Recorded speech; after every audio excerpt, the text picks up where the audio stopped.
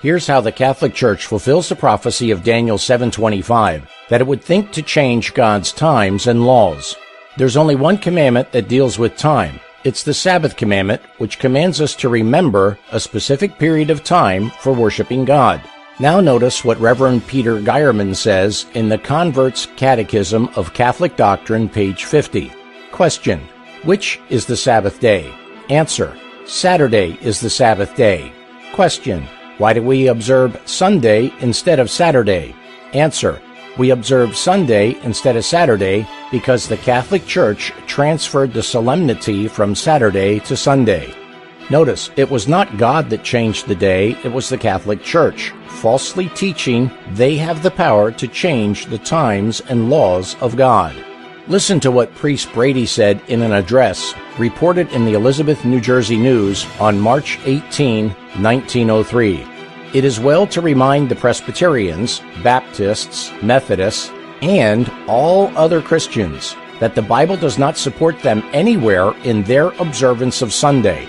Sunday is an institution of the Roman Catholic Church, and those who observe the day observe a commandment of the Catholic Church.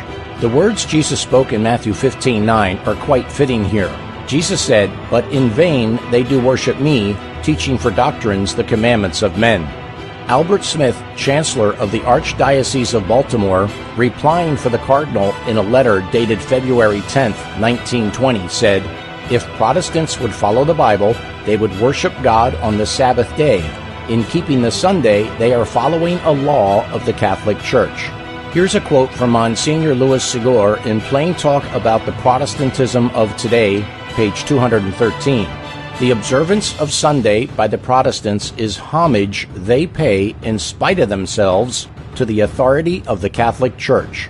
In other words, no matter what denomination you are, if you keep Sunday, you are giving your allegiance to the authority of the Catholic Church instead of giving your allegiance to God.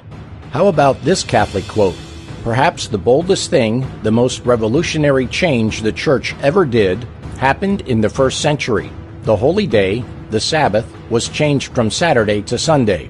The day of the Lord was chosen not from any directions noted in the Scriptures, but from the Church's sense of its own power. People who think that the Scriptures should be the sole authority should logically become Seventh-day Adventists and keep Saturday holy.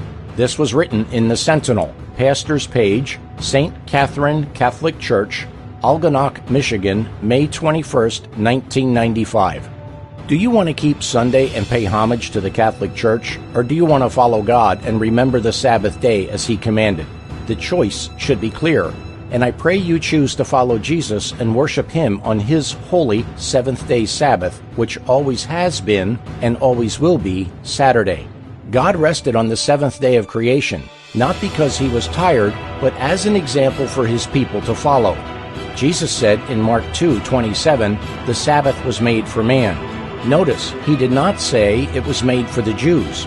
Abraham is the father of the Jewish nation, but Abraham was born some 2,500 years after the Sabbath was given to man in creation. Therefore, the seventh-day Sabbath was given to man 2,500 years before the Jewish nation ever existed. Jesus and His disciples kept the seventh-day Sabbath, and no man on earth has the authority to change God's law. It was written by God Himself on tables of stone. Hebrews 4:1-11 says the seventh-day Sabbath still remains today. It also says we should enter into that Sabbath rest, lest we fall because of unbelief. Read Hebrews 4:1-11 for yourself. In addition, Isaiah 66:22 and 23 says the Sabbath will be kept in heaven and on the earth made new, which is exactly what you would expect to see, because God never changed the day. In our next segment, you'll learn another astonishing way the Catholic Church has thought to change God's holy law. To learn more, email stmedia.co@gmail.com with your name and address for the free book, The Great Controversy Between Christ and Satan, available within the continental United States while supplies last. Outside the continental U.S., we'll send you the book in PDF format.